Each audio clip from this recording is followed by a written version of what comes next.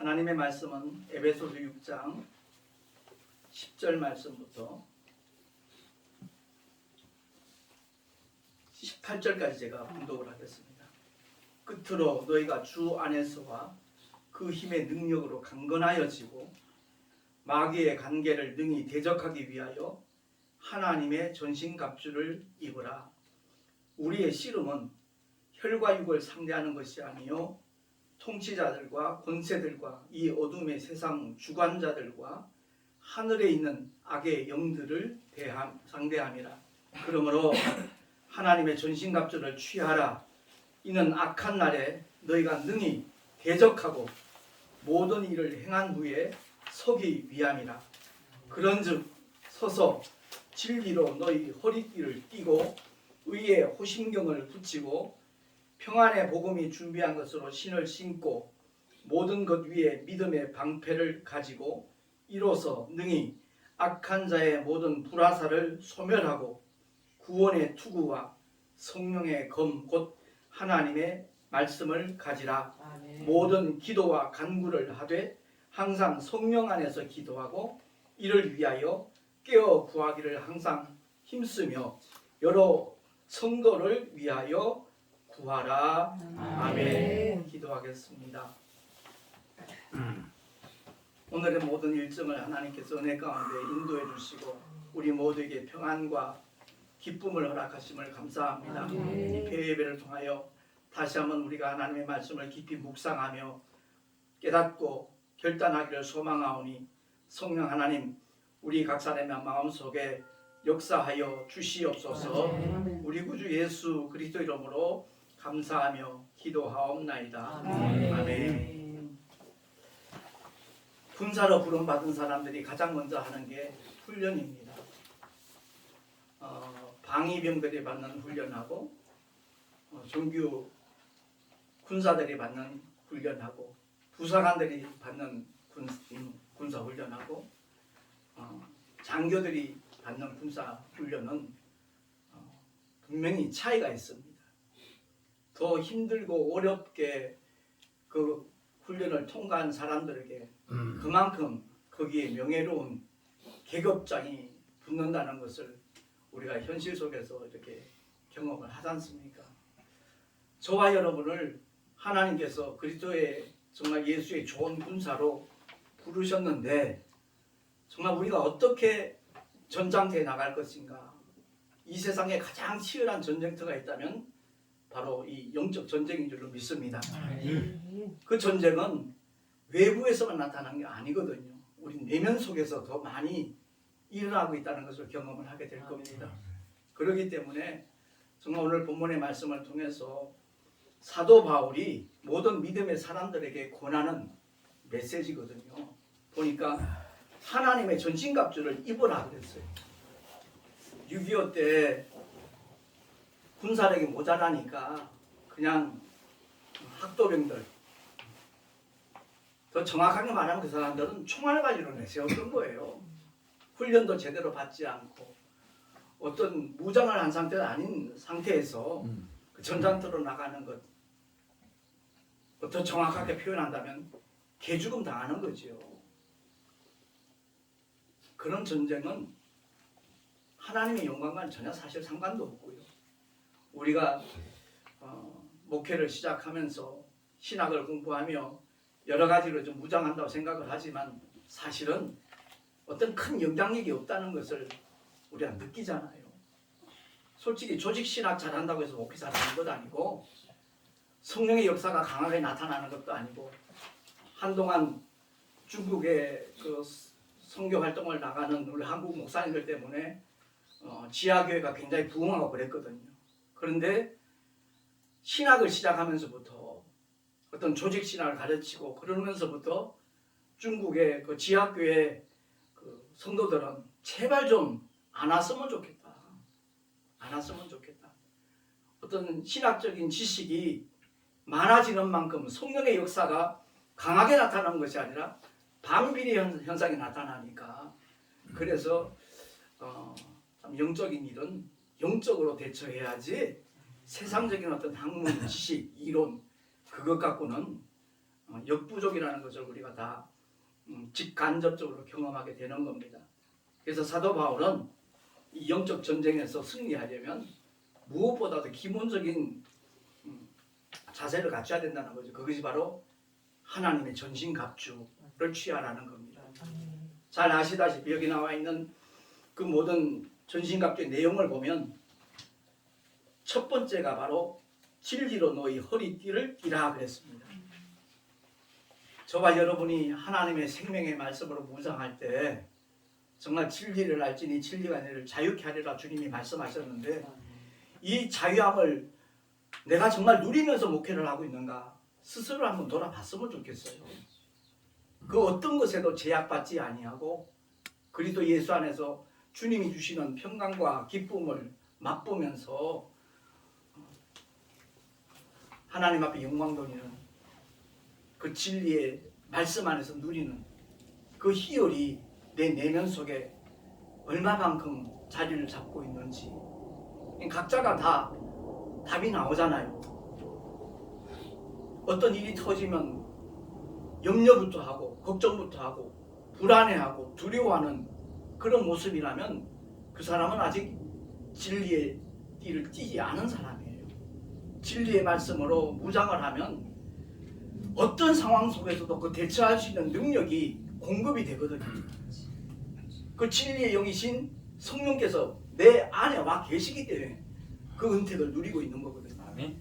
위경에 있을 때 말씀을 보내서 건지신다 그랬잖아요. 끊임없이 성령 하나님은 진리와 함께 역사하시거든요. 성령 하나님은 결코 율법을 증거하시는 분이 아니에요. 종의 영을 증거하시는 분이 아니라고요. 생명의 성령의 법, 복음을 통해서 우리가 넉넉히 모든 상황을 헤쳐나가고 넉넉히 이길 수 있도록 도우시는 분이 성령 하나님이신 줄로 믿습니다. 그래서 그를 가리켜 진리의 영이라고 말씀하고 있잖아요. 그래서 누누이 제가 강조하고 있는 말씀입니다만 정말 우리 성경 좀 많이 봅시다. 세 분밖에 대답 안 하시네. 성경 좀 많이 봅시다. 안다고 착각하면 안 돼요. 정말 안다고 착각하면 안 돼요. 끊임없이 그 말씀이 내 속에서 살아서 꿈틀거려야 돼요. 되새김질이 돼야 되고요. 어떤 운동력, 생동력을 나타낼 수 있는 하나님의 말씀이 될 때 그 사람은 두려울 게 없어요. 정말 두려울 게 없어요. 죽음도 불사하지요. 죽으면 순교하면 정말 가장 큰 상급을 받는데 제가 4년 전에 터키 갈 때 내 진실된 고백이었거든요. 순교자의 반열에 들어갈 수 있으면 얼마나 좋을까. 내 중보기도 그 내용을 쓴 게 바로 그런 내용이었어요. 어떤 상황에 대처했을 때 비겁하게 살려달라고 애걸하는 자가 아니라 당당하게 그 현장에 설 수 있도록 중보기도 해달라고 그랬거든요. 2007년도에 잘 아시죠? 터키의 순교 사건.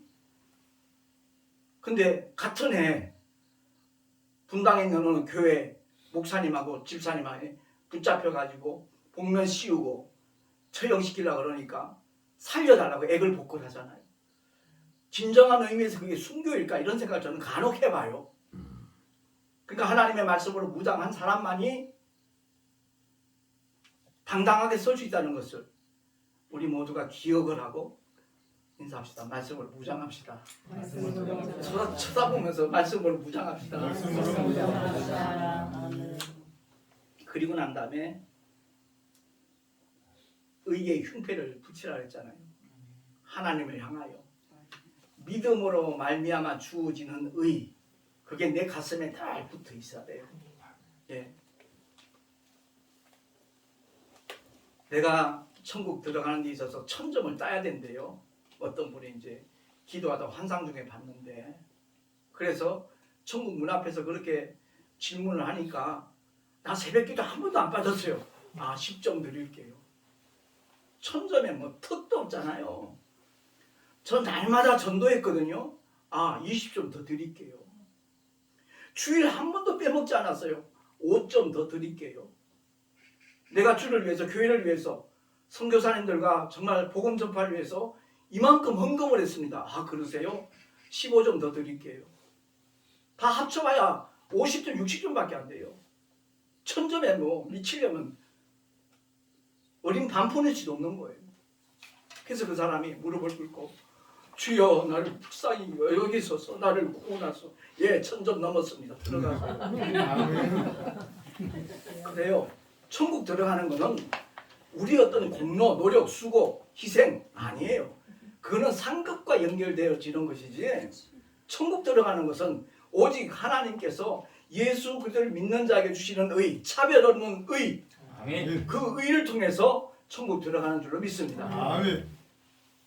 자기 어떤 정말 별것 아닌 거 그 의를 막 들이대려고 하는 그런 모습 보면 저도 그랬던 사람이었으니까 창피하다, 부끄럽다. 당신은 그 의를 자랑하지만 그 부끄러움은 내 몫이구나 이 생각이 들 때가 있더라고요. 그렇습니다. 그 다음에 세 번째가 뭐죠? 평안의 복음이 준비한 신을 신고 일을 능률적으로 하려면 발이 편해야 돼요. 우리 육체에 있어서 가장 수고를 많이 하고 희생을 많이 한 부분이 바로 발이잖아요. 복음을 안다 그러면서도 평안이 없어. 잘못된 신을 신고 있는 거거든요. 정말 주님을 만난 모든 사람은 어떤 환경이나 어떤 상황 속에서도 그 평안이 유지되는 줄로 믿습니다. 그게 깨지면 불안이에요. 그게 깨지면 두려움이에요. 살레망 우리 주님이 인사할 때마다 샬롬 샬롬 하잖아요. 평안할지어다 평안할지어다. 우리에게 영원한 평안을 주시기 위해서 주님은 십자가에서 피 흘려 죽어주시고 죄와 모든 저주와 사망의 문제까지도 해결하여 주신 줄로 믿습니다. 그 다음에 모든 것 위에 믿음의 방패를 가지라 그랬어요. 끊임없이 원수 마귀는 공략을 해요. 끊임없이. 그 불화살이 날아올 때 다른 방법 없어요. 그 믿음의 방패를 다 막아내야죠. 예, 다 물리쳐야죠.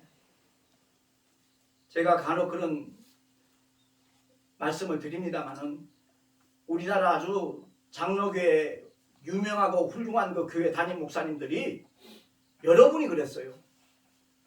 폐암으로 죽고 간암으로 죽고 술도 안 마시고 담배도 안 피는 분들이 그렇게 세상을 떠나요. 왜? 목사님들이 한 가지 착각하는 게 있어요. 나는 주의 종이니까 목회자니까 더러운 귀신이 내 몸을 틈탈 리가 없다라는 착각 속에 빠져요. 아니요. 주 예수의 이름으로 날마다 더러운 귀신을 쫓아내는 저와 여러분 되시기를 예수 이름으로 축원합니다. 아멘. 저는 개인 기도할 때 가장 먼저 하는 기도가 그거예요. 하나님께 감사, 찬송, 영광 드리고 난 다음에 나도 모르는 사이에 틈단 더러운 귀신들아 내가 예수 이름을 명하여 떠나갈지어다. 명령해요. 제가 전도사 때 처음 어린아이가 치유되는 하나님 역사를 경험했거든요. 그걸 경험하고 난 다음에 갑자기 두통이 온다 그러면 내 머리에 내가 손을 얹어요. 아멘. 마가복음 16장 말씀 그대로. 다른 사람 손 얹으는 말씀 없잖아요. 딴 사람에게만 손 얹으는 말씀도 없어요. 그 손 얹고 기도해요. 한 2, 3분 지나고 나면 거짓말처럼 그 편두통이 싹 사라지는 걸 경험했거든요. 그렇습니다.